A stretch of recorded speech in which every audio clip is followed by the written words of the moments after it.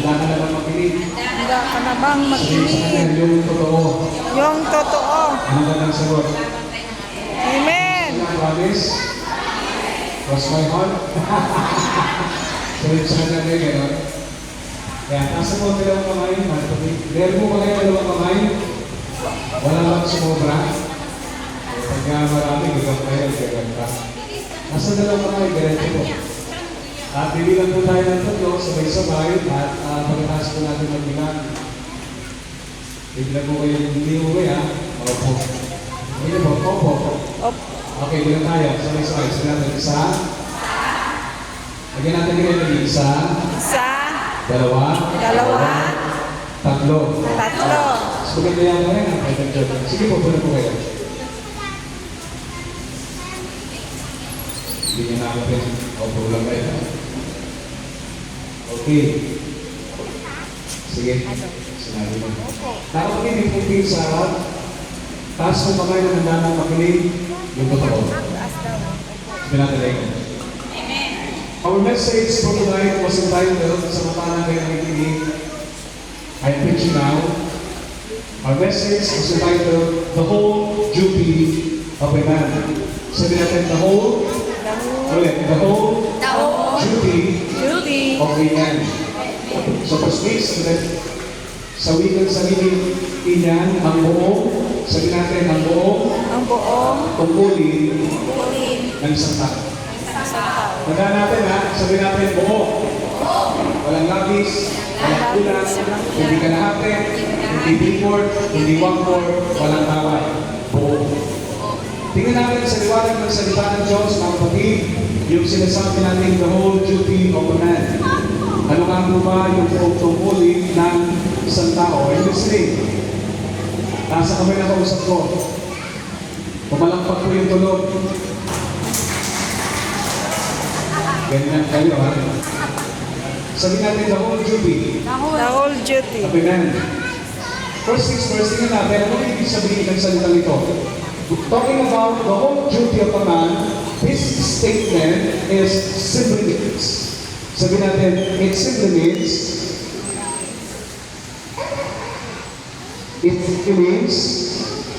this is what we were created to do.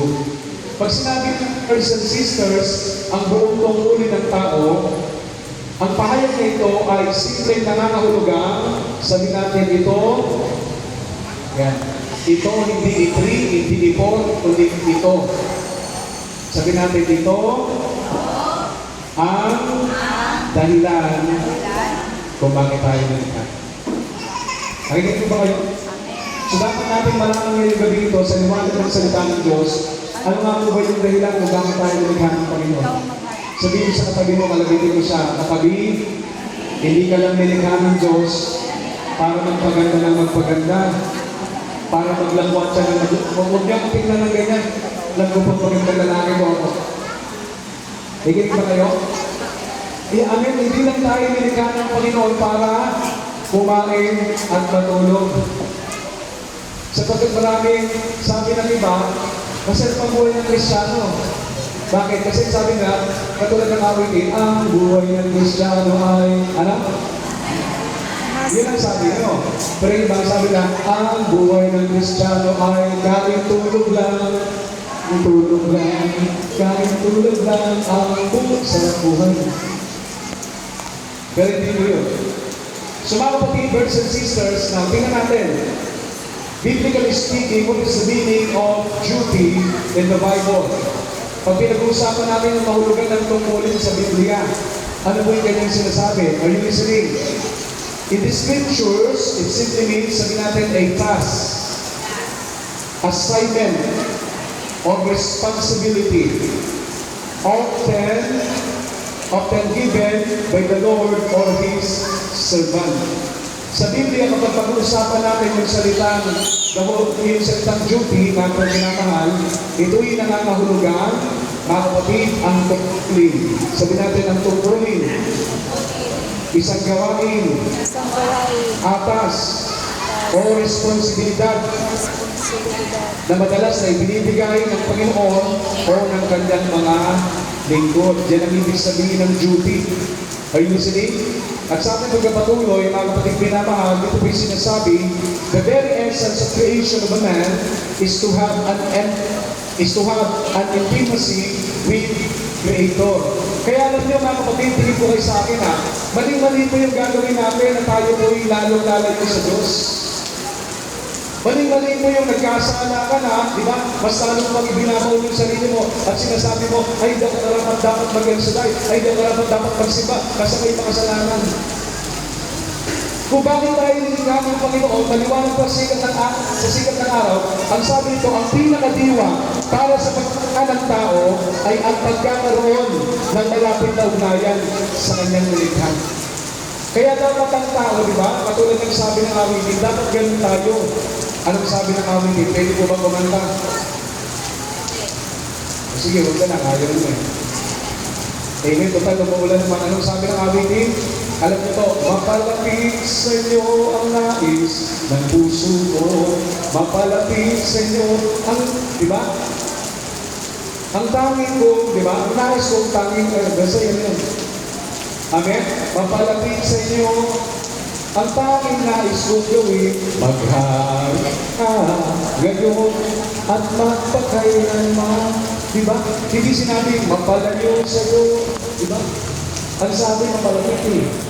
At yun po yung pinakadiwa ng paglikha sa atin ng Diyos para tayo po yung mapalapit sa Kanya. Sabihin sa inyo kapatid, yamang nasumpungan mo ng Panginoon, ingatan mo ang kanyang mga salita, isabuhay mo ito. Amen po ba? Amen. Kaya yung po yung sinasabi nito, brothers and sisters, no? The fellowship is the key factor to fulfilling purpose in life. At yung po, pakikiisa, ang kapatid na mahal, ay ang pangunahing salik o kailangan natin gawin sa pagtupad ng layunin sa buhay. Are you listening? Taas po kami nakausap. Kaya ito po yung pinakasusi. Amin mo ba para tayo magkaroon ng malapit na ugnayan sa Diyos?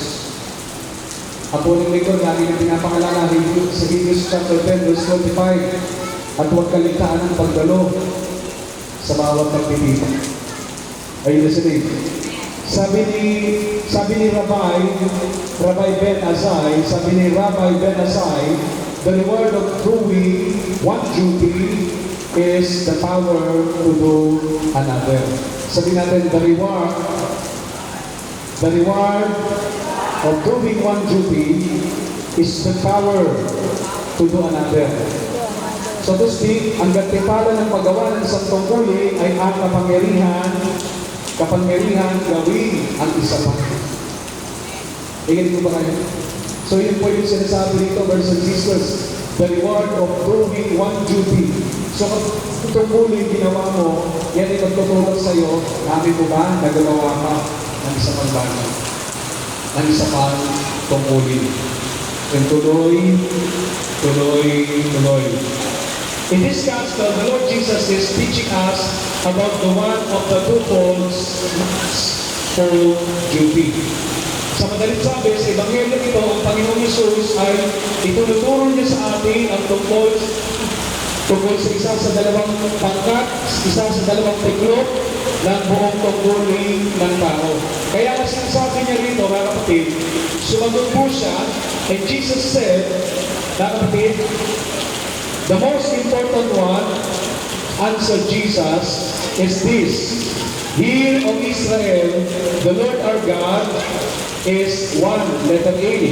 At sa verse 13, love the Lord your God with all your heart and with all your soul and with all your mind and with all your strength, letter B.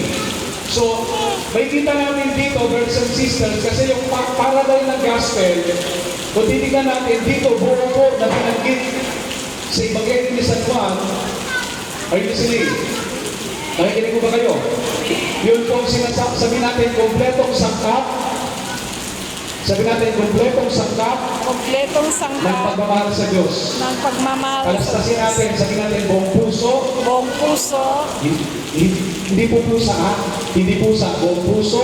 buong puso, Buong isip. buong isip, Buong kaluluwa. buong At buong kaluluwa, kalakasan. at Pansinin nyo, verse 6 sa ibang gospel, ang madalas sa lumabanggit 3, pero dito 4. Diba? Kaya kata natin, diba?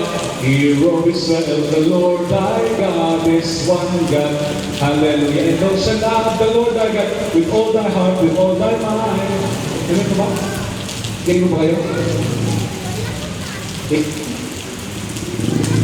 Yung microphone natin, pawala-wala. Pag ako na-English, i-pray mo. Yan, sige po, tingnan natin isa. Malakas sa palagpak kay Lord. Ayan, sige ay, salamat po, Brother Jojo. Ayan, medyo mas maganda to. Amen. Bagay din sa akin. Taas mo kami nakausap ko. Sabi natin, praise the Lord. Praise the Lord. Amen. Sumagot si Jesus, ito ang pinakamahalagang utos. Narinig niyo po yung sinabi ko? Narinig niyo po yung sinabi ng Panginoon? Sabi natin, pinakamahalagang utos. Hindi sinasabing simpleng utos. Hindi sinasabing basta utos, kundi pinakamahalagang utos. Pag sinabing pinakamahalagang utos, binibigyan ng panahon, binibigyan ng pahalaga. Bigyan ko ba kayo? Pag sinabing mahalaga, binibigyan mo ng pansin. Kaya mahalin mo ang Panginoon mong Diyos, ang buong puso, buong kaluluwa, buong pag-isip, at ang buong lakas. Sabi natin, the whole duty of the man. Mga kapatid, dito po klarang-klaro na binabanggit yung sinasabi ko sa inyo. Sabi sa Ecclesiastes chapter 2, 12, verse 13, ulitin ko po. Ecclesiastes chapter 12, verse 13, na sa Tagalog, ang ibig sabihin niyan ay mangangaral. Sabi natin, mangangaral. Mangangaral. Sabi natin, the preacher. The preacher. Parang yung nasa inyong harap, mangangaral, the preacher. Anong sabi ng the preacher, si Solomon? Sabi niya rin, mga kapatid, okay, sa New International Version, now all has been heard.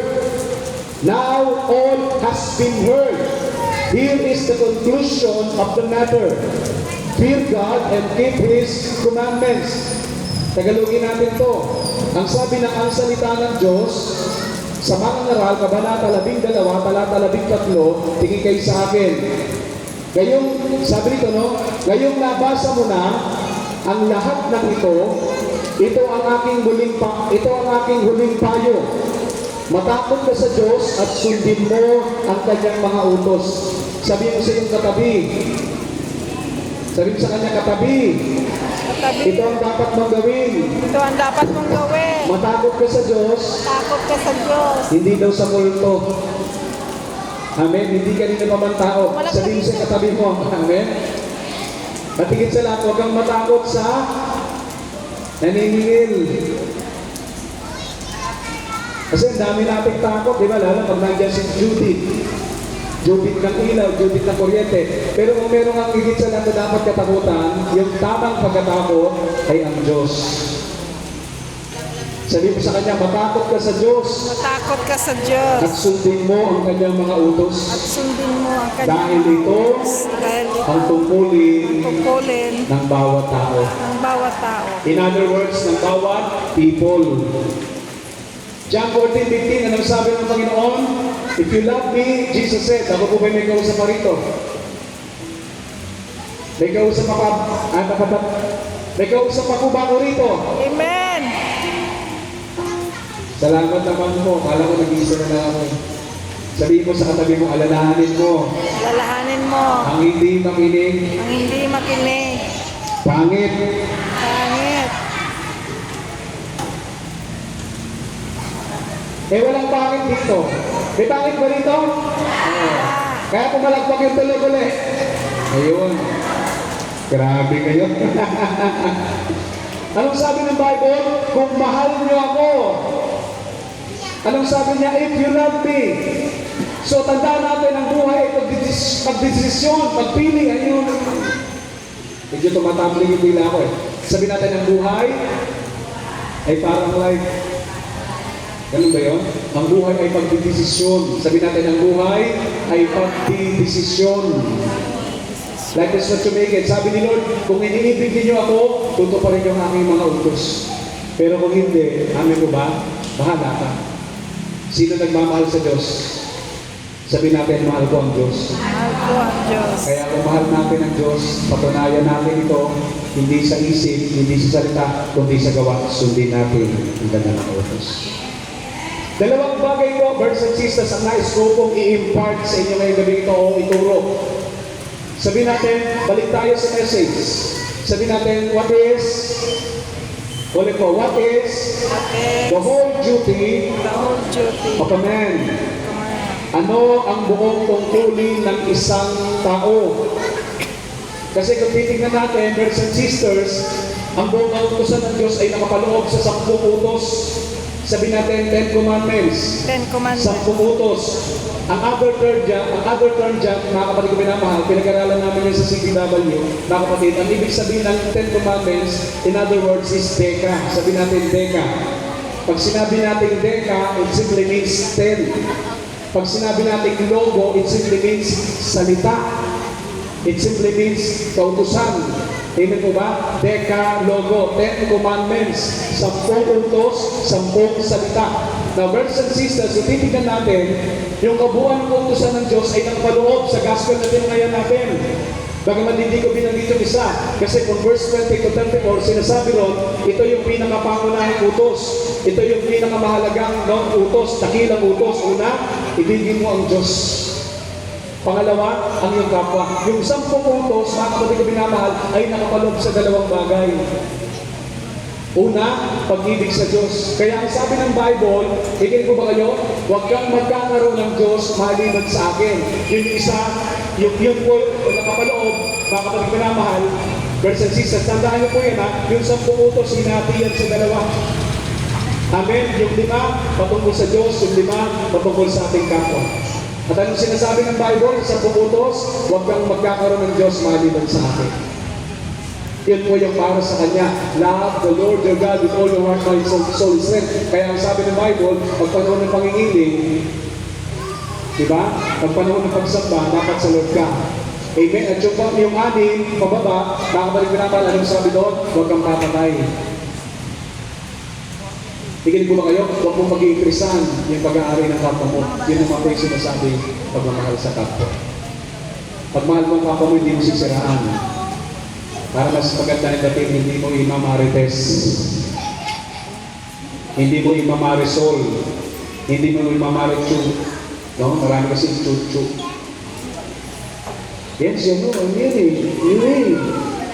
Amen. Lalo na kung halimbawa, di ba, na-check ko pa na yung tinuturo mo, galit din yung, di ba, galit din yung katabi mo, maniwala ka datag-tagay. Oo, ganyan talaga yun eh. Gusto mo sambunutan natin yan? Gusto mo pakulan natin yan? Silang lahat ay nanahimik. Kawawa naman ako, wala na akong kausap. Talakpakan natin sila. Number 1, the whole duty of a man is 1, fear God. Sabihin sa iyong katabi, fear God. Matakot ka sa Diyos. Takot ka sa Diyos. At yung pagkatakot, brothers and sisters, na positive, hindi negative. Amin po ba? Sabi natin, fear God. Pagkatakot sa Diyos. When the Bible refers to the fear of the Lord, it means having a deep respect, reverence, and awe for God's power and authority, rather than causing someone to be afraid of God. Sabi ito, no? To be afraid of God. A proper fear of the Lord leads one to love Him. Tandaan niyo po ito ha. Ang tamang pagkatakot sa Diyos ay naglalapit sa Kanya. Hindi naglalayo. Katulad ng sabi ko sa inyo kanina, maraming mga tao, yung pagkatakot sa Diyos, baliktad. Hindi sila dumadalo kasi makasingilin siya na ng Diyos. Hindi sila dumadalo kasi baka, di ba? Hindi naman sasabihin sa iyo ng Panginoon, bababaan ka sa langit, sasabihin sa iyo, ikaw hindi ka karapat-dapat kasi di ba? Di ba? Babaero ka, lalakero ka, lakangero na sa iyo, di ba? Pagkapwa ang Diyos, katulad ng tao, matakot ka. Pero iba yung sinasabi nitong pagkatakot sa Diyos eh. Yung pagkatakot na naglalapit sa Kanya. At para mapalapit tayo sa Diyos, yung pagkatakot, brothers and sisters, ay dumating sa atin. Ang tunay na pagkatakot ay nandun yung sinasabing, brothers and sisters, malalim na paggalang. Sabi mo, pagkakaroon ng malalim na paggalang, pitagan, paghanga sa kapangyarihan at otoridad ng Diyos. Amen? At yun po yung tamang pagmamahal sa Kanya. Amen? That is the right fear of God. May respeto ka. Yan po mga yun. Kasi alam niyo mga kapatid, iba yung takot, di ba? Iba yung sumusunod ka dahil sa takot. Nakikinig ko ba kayo? Hindi yun eh. Ito yung sinasabi rito pagkatakot sa Diyos in a positive way. Amen? Yung pagkatakot mo dito, brothers and sisters, di ba? Yung magandang gamit doon, yung andun yung respeto mo. Ang tamang pagkatakot sa Diyos, mga kapatid ko minamahal, amen? Iginagalang mo siya. Yun yung tamang pagkatakot sa Diyos. At kapag ang isang tao mahal mo, hindi ka gagawa ng mga bagay na kasasakit ng kalooban niya. Isa na lang yung sumasagot. Dumami ulit. Now, what does the Bible says about fear of God? Ano ang sinasabi ng Biblia tungkol sa pagkatakot sa Diyos? Nakikinig ko ba kayo? Sabi natin, pagkatakot sa Diyos. Una, mga kapatid minamahal, first, fearing the Lord will give you wisdom. Ang pagkatakot sa Diyos ay magbibigay sa iyo ng tinatawag na karunungan. Kaya ang sinasabi ng Bible, di ba? The fear of the Lord is the beginning of wisdom. Kaya tandaan niyo po ito mga kapatid, kapag tayo po, brothers and sisters, ay nagkaroon na ng pagkatakot sa Diyos, ibig sabihin niyan, tumarating na sa iyo karunungan. Ayaw mo na sa kasalanan, ayaw mo na yung mga bagay na hindi kinalulugdan ng Diyos. Pag sinabing may wisdom ka na, alam mo yung tama sa hindi tama. Kala ko sabihin niyo, Brad, may tama ka. Nasa kamay na nakikinig. Amen. The fear of the Lord will give you wisdom. And secondly, the fear of the Lord will keep you from sin. Psalm 111 verse 10 yung una. Pangalawa, brothers and sisters, Exodus 20 verse 20. Fearing the Lord will keep you from sin. Yung pagkatakot sa Diyos ay mag-iingat sa iyo sa pagkakasala. Kaya si David, ang ganda ng sabi niya, di ba, sa aklat ng mga awit, I have hidden your word in my heart so that I may not sin against you. Iningatan kong yung salita sa aking puso para hindi ako magkasala laban sa iyo. Amen? Pag may pagkatakot ka sa Diyos, brothers and sisters, mga kapatid ko minamahal, anong sabi dito? Amen? Ilalayo ka ng Panginoon sa kasalanan. Hindi niyo po yung buhay natin ngayon, di ba? Malaki na yung pagbabago kaysa dati. Kasi yung buhay natin ngayon tahimik. Kasi ako katulad sa akin, halimbawa ngayon, pag-galing ko sa prayer meeting, hindi kami sa bahay. Dati may mga ano ka pa, stopover ka pa eh. At sa iba, hindi na nakakapag-ilamos, di ba? Hindi pa nakakapag-ilamos, medyo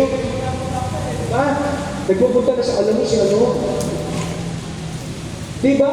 Pero ngayon, diba, tingnan mo yung buhay mo, laki na ng pagbabago. Bakit? Kasi ginagawa mo lang, gawain sa bahay, gawain sa bahay, diba? Kaya buhay mo tahimik. At ito yung maganda, katulad sa akin. Kahit may problema ka, wala kang pakialam sa iba. Amen po ba? At kahit may problema sila sa iyo, wala ka rin pakialam.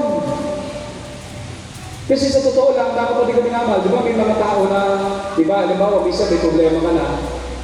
Kikinig mo ba kayo? Minsan, business ka pa niya. Pero kapag ikaw po, mabuting tao, hindi mo papansinin ito. Kaya kami mag-asawa, wala kami problema sa aming kapo. Bakit? Kasi wala kami inaatupag kung di gawain lang ito sa pamilya namin. At kung meron mang ginagawa sa ibang tao na hindi maganda, di ba, pag nagka-problema kayo, tinikisus kayo po ganyan, hindi mo nakasalamat. Amen? Amen? Ang buhay mo, magkakaroon ng problema yan, pag marami ka iniintindi. Pag iniintindi mo yung iba, hindi ka mapapakainin niya. Pag iniintindi mo yung iba, di ba? Hindi ka naman magkakapera dyan. Intindihin mo ang Diyos, Matthew 6:33, idadagdag niya pangailangan ko. Amen. Dahil na kayo palakpak nyo, dapat dyan mas malakas. Dapat dyan may kasamang sigaw. Amen? Pangatlo, verse and sisters, ang pagkatakot sa Diyos, third, fearing the Lord motivates you in evangelism.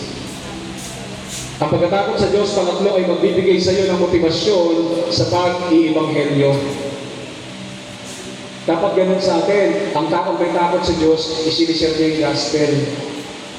Isinishare niya si Jesus. Kaya minsan, di ba, may mga tao sa atin na irita, ano ka ba naman, puro ka Lord, nasa lupa ka pa. Ano ka ba naman, puro ka ano? Baka lumampas ka niya sa langit. Sa impyerno din ang bagsak mo, di ba? Pero yun ang totoo eh. Pag may pagkatakot ka sa Diyos, amin mo ba? Amen? Anong sabi dito, brothers and sisters? Nasa kami na nakikinig. Okay, mababa, ganti malas 9. Palagpakan si Yahweh sa dahil. Mabasa natin yan sa 2 Corinthians 5:11. No? Magbibigay sa iyo ng motibasyon sa pag-ibanghelyo. Dapat ganun din sa atin. Ikaw na may takot sa Diyos, ibahagi mo na sa kapwa mo. Amen? I-evangelize mo yung kapwa mo. Pag sinabing i-evangelize, brothers and sisters, ikaw na nakatanggap sa Ebanghelyo, dapat yung iba matanggapin mo rin. At dapat yung may mga takot sa Diyos, yan ang ginagawa. Iba sa atin, mga kapatid, nahihiya tayo eh. Kasi brother, baka sabihin nila, kordi-kordi mo naman eh. Puro ka Diyos, akala mo naman matuwid ka, di ba? Mas maganda na yung gano'n kaysa hindi mo na pinag-uusapan nyo, di ba? Mas maganda na yung gano'n kaysa pinag-uusapan nyo, may buhay na may buhay, di ba? Hindi malulunod sila. Amen? Tama na ba yun? Tama na daw. Yung ayaw sa akin niya, sabihin niya, tama na yan, brad. Tuloy pa ba? Tuloy pa? Tama na. Ayan. Pangalawa, mga kapatid. The whole duty of a man, brothers and sisters, sabi rito, no? Okay. What is the whole duty of a man?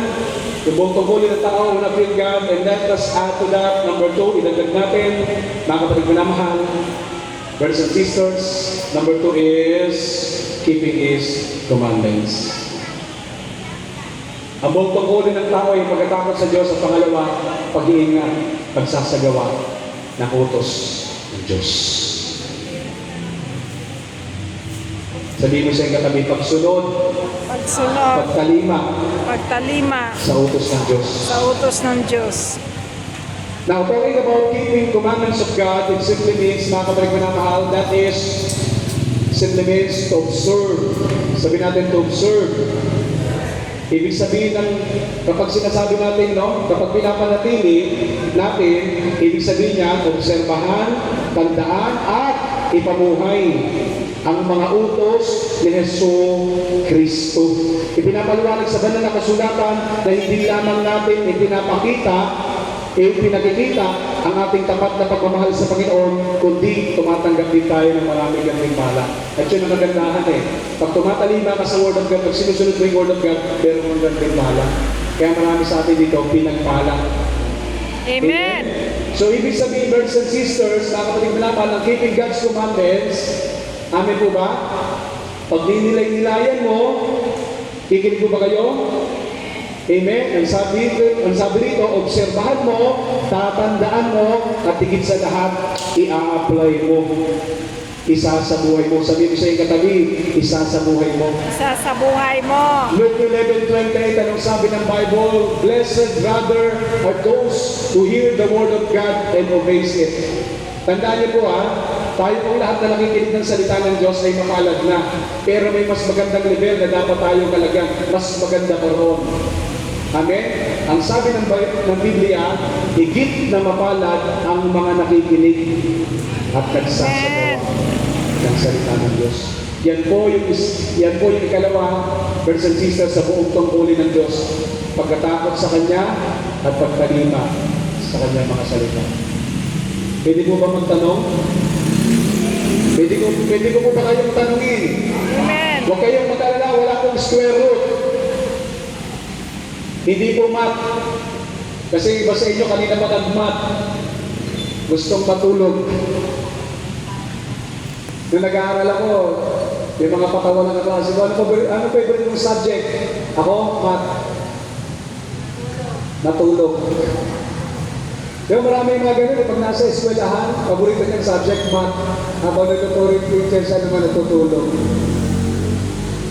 Sabihin sa katabi mo, mahiya ka. Maya ka. Nasa prayer meeting ka. Palakpakan natin si Yahweh na malakas. Sumigaw! Amen? So, brothers and sisters, mga pagmamahal, yan po ang ibig sabihin ng keeping the commandments of God. Pagsasagawa, pagsasabuhay. Kanina binanggit natin sa John 14:15, if you love me, you will obey my commandments. Sa John 14:21, daragdagan ko, ang sabi ng Panginoon Jesus, those who accept my words and obeys them is the one who loves me. Dito natin mapapatunayan na talagang iniibig natin ang Diyos. Tinatanggap natin ang kanyang salita at hindi lang basta tinatanggap, kundi isinasagawa at sinasabuhay natin. Mga kapatid, tandaan niyo po, wala po tayo sa palabas. Hindi tayo mga artista, totoong tao po tayo. Kaya dapat kapag tayo po ay nasa Panginoon, dapat pinipilit natin, dapat talagang hinahab natin, unti-unti, dahan-dahan, nagkakaroon tayo ng pagbabago. At dapat kapag tayo nasa Panginoon, yung ugali natin, paganda ng paganda, hindi pagaspang ng pagaspang. Amen. Dapat kung tayo ay nasa Panginoon, little by little every day, brothers and sisters, God is changing us. At alam ko, maraming narito ang naranasan ng bagay na yan. Diba? Dati, ugali natin, pangit. Ang mukha natin, pangit. Ang lahat ng nakakita natin, pangit.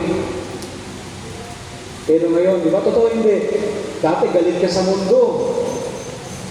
Galit ka sa asawa mo. Pag nakikita mo yung asawa mo, demonyo ang nakikita mo. Bakit? Kasi sinasabi mo, di ba, demonyo? Demonyo ka, lasing ka na naman. Pakainin. Palakihin ng Diyos. Pero tingnan mo ngayon, di ba? Nung nakay Lord ka na. Amin po ba? Lahat na nakikita mo, maganda na. At guwapo. Tinigin na sa alam, di ba? Ano? Alam nga naman sa'yo maganda. Di ba? Di ba nung nasa Panginoon na tayo, di ba? Lahat ng nakikita natin, maganda na. At kahit yung asawa mo hindi ginagawa maganda, binamahal mo pa rin siya. Bakit? Sapagkat ginagawa mo yon bilang pagkalima. Kaya rin sa mga. Amen? Gusto ko lang magpatawag. Kung gusto nyo tumawa, pwede kayo tumawa. Pero kung hindi, di ba lang kayo? Di ba dati ang tingson mo, nanay, ayaw ko nang mangarap, ayaw ko nang tumingin, ayaw ko nang magsalamin, nababasag lang ang salamin. Punta ka sa Divisoria. Dati ganun, di ba? Pag nagsalamin ka, di ba? 35 years old ka pa lang, di ba? Pero mukhang 55 na. Pero tingnan niyo po yung katabi mo, sabihin sa kanya, ganda-ganda mo ngayon, promise. Diba? Sabihin mo sa kanya, ang ganda-ganda mo ngayon. At parang ang bango-bango mo. Amoy melon ka. Hindi ka tulad dati ng melon, amoy. Amen? Amen. Palapakan natin sila ng malakas. Talking about, brothers and sisters, yung sinasabing keeping commandments, kung titignan natin sa gospel, ano yung sinasabing dalawang bagay ngayon? Ikinig ko ba kayo? Sabi natin, keeping His commandments. At paano natin may sasagawa yan, brothers and sisters? Kung titignan natin, talking about our gospel, what is the commandments? Ano yung utos? Ibigin mo ang Diyos ng buong puso, ng buong isip, at ng buong kaluluwa. At hindi sinasarili ito sa bagay na yun. Including that. Ang tunay na sumusunod sa utos ng Diyos, hindi lang nagmamahal sa Diyos, pati sa kanyang kapwa. Kaya ibig sabihin ito, kung tayo nagmamahal sa Diyos, amin mo ba, dapat mahalin din natin ang ating kapwa. At kung tayo nagmamahal sa ating kapwa, hindi lang yung sarili natin ang inaatupag natin at inisip natin, dapat yung kapakanan din ng iba. At ito po, brothers and sisters, bakit rin minamahal ang sinasabing buong tungkulin ng tao. Amen po ba? So mga kapatid, brothers and sisters, bago tayo tumayo, anong sinasabi ng Bible? If we fear God and His commandments, higit ko ba kayo? We tap into true wisdom that will guide us on the right path through life. Blessed are those all who fear the Lord, who walk in obedience to Him. Brothers and sisters, yan po yung nakapanood dito po sa pangako. Ayon sa aklat ng awit. Sabihin sa iyong katabi, kapatid, mapalad ka. Mapalad tayong may takot sa Panginoon na namumuhay ayon sa Kanyang pamamaraan. Amen po ba? Tayo tayo lang, mga kapatid. At minsan pa, magtaas tayo ng dalawang kamay. Narinig natin ngayong gabi ito, ang tungkulin ng isang tao katulad natin. Kaya kung narinig natin yan, tayo ng isang panggugulo sa Panginoon.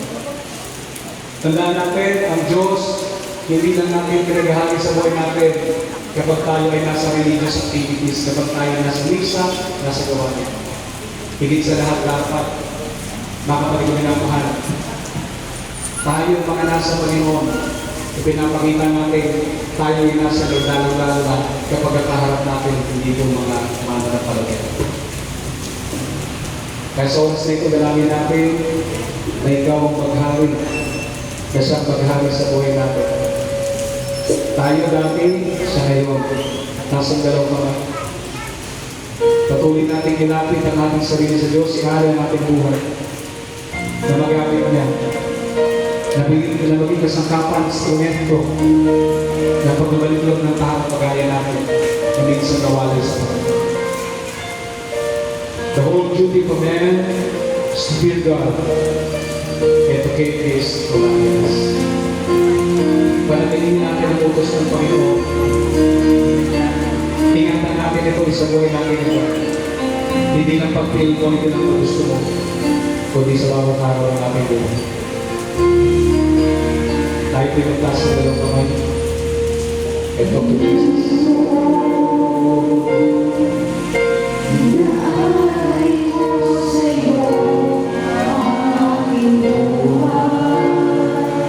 Pasagin mo ito. Pasagin mo ito. Tayo sa nais mo. Talk to Jesus right now. Susunod ako.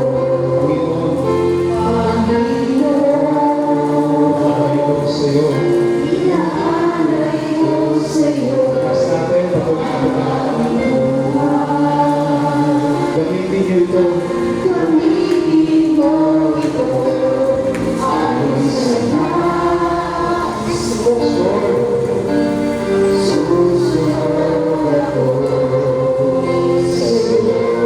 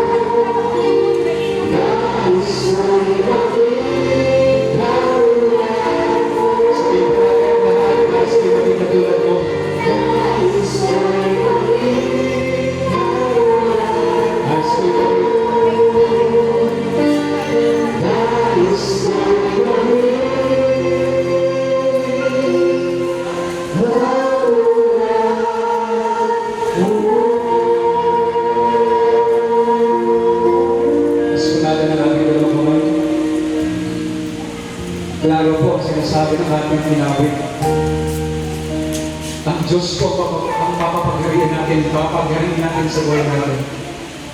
Hindi ang sarili natin kagustuhan. Kaya pagdating sa bagay na ito, marami sa atin ang guilty, marami sa atin ang aminado, na hindi talaga 100% nagagawa natin ang bagay na ito. Marami tayong kahinaan, pero hindi yung dahilan para tayo sumuko at para tumalikod sa Panginoon. Nalagapaman tayo, patuloy tayo bumabangon. At naniniwala tayo sa katotohanan ng kanyang salita. In Matthew chapter 5, verse 6, Blessed are those whose greatest desires is to do what God requires. Mapalad yung mga taong naglilitig makatupad sa kalooban ng Diyos. Kung naglilitig ka pa ng bless ka na hamas ko kung ginagawa mo na ito, little by little. Sa Diyos ay walang lumi, pakinakawa. At ang nais ng Panginoon, ayon sa tungkulin ng bawat sa atin, sa kabuuan ng tungkulin natin, ay yung magkaroon tayo ng pagkatakot sa Kanya. At ikalawa ay sundin natin ang kanyang mga pinag-utos. Hindi naman mahirap, kasi kung hindi natin yan kaya, kung hindi natin yan pagagawa, hindi yan pagagawa ng Panginoon. Kaya natin yan, lalo na kung ang Diyos ay kaya natin patuloy na manahan at maghahali sa buhay natin. Kaya sabihin natin, Panginoon, tulungan mo po ako, at turuan mo po ako, na patuloy na magkaroon ng pagkatapos.